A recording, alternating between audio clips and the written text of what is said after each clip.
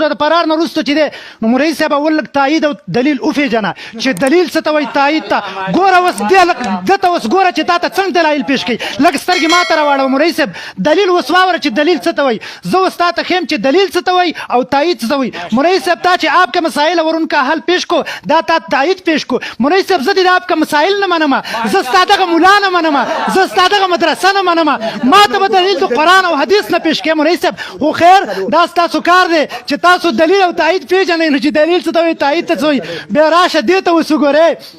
بیا چې دی په تایید کې وایي دا زما دویم نمبر دلیل دی نو چې شی راواخیسته خیر الفتاوی راواخیسته مولوي صاحب مولوي صاحب زه د خیر الفتاوی نه منم ما ته د قرآن او حدیث نه دلیل پیش کړه مولوي صاحب اول راته دا ثابت کړه چې دا خیر الفتاوی او دا دغه چې کوم دی افکا مسایل اور ان کا حل دا دلیل دې ته ویل کېږي بیا د سمنم مولوي صاحب دې ته تایید ویل کېږي دا زما څلورم نمبر خبره مولوي صاحب ته د خپل عقیدې کتاب راخلي خپل د مولا کتاب راخلي او ته وایي چې تسکین الصدور کې دا دي لیکلي چې پلاني پسې مونږ نه کېږي پلاني پسې مولوي صاحب دجل نه به کار نه اخلي ما ته به قرآن او حدیث پیش کړي چې د چا دا عقیده د قرآن او حدیث یا د دې حدیث نه زه دا ثابتوم یا د قرآن نه دا خبره زه ثابتوم بیا به درسه زه ومنم مولوي صاحب ما ته هغه دغه کتابونه مه پیش کوه قرآن او حدیث ته راشه بله خبره دا ده چې مولوي صاحب کله حیات النبي ته ودانګي کله عذاب قبر ته ودانګي مولوي صاحب ته خو په یو ځای باندې لږ ټینګ شه یا دې د حیات النبي باره کې خپله عقیده بیان که راوړه میدان ته یا دې د عذاب قبر باره کې بیان که زه به پستانه تنقیحات کوم والله چې زه به هغه تنقیحاتو کې به بیا ته وګورې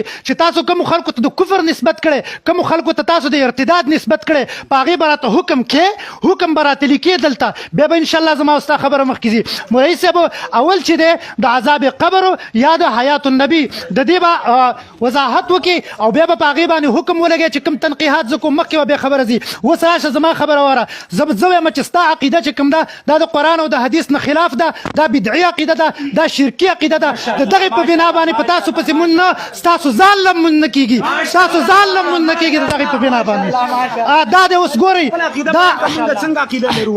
ومن اضل ممن يدعو من دون الله من لا يستجيب له الى يوم القيامه وهم عن دعائهم غافلون دا الله کتاب نه زه خپل عقیده پیش کوم دا راشه موږ د الله نه دا البصائر د مولوي صاحب ينصرون اولیاءهم ويدمرون اعداءهم مړي راځي هغه امدادونه کوي هغه د خلکو سرکوبي کوي ستا دا عقیده د البصائر د مولانا حمدالله جان داجبي صاحب کتاب دی اوس د دې عقیدې حکم واره قرآن کې الله رب العزت فرمایي ایاک نعبد و ایاک نستعین او ستا مشر څه وایي یا رسول الله بطریق الاستعانة جائز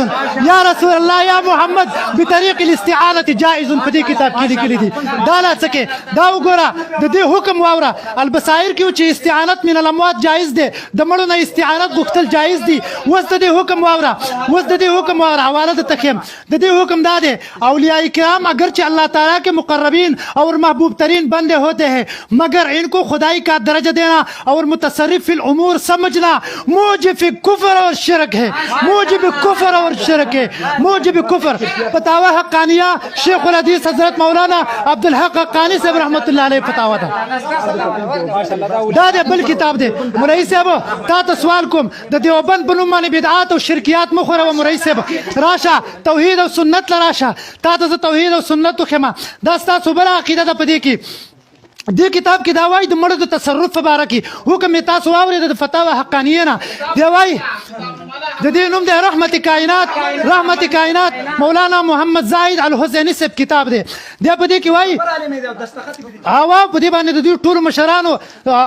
تقریضات دي هغه دا خبره کوي چې یو سړی و هغه مړ شو د هغې نه مرګ نفس هغه کور ته راغی ښځې سره میلاوېده او زوی وشو او د هغې مالک نوم و مولوي صاحب ستاسو دا عقیده ده او د دغه عقیدې حکم مې هم ستا د کتاب نه پیش کو فتاوی حقانیه هم مې درته پیش کو چې د چا دا عقیده مشرک او کافر دی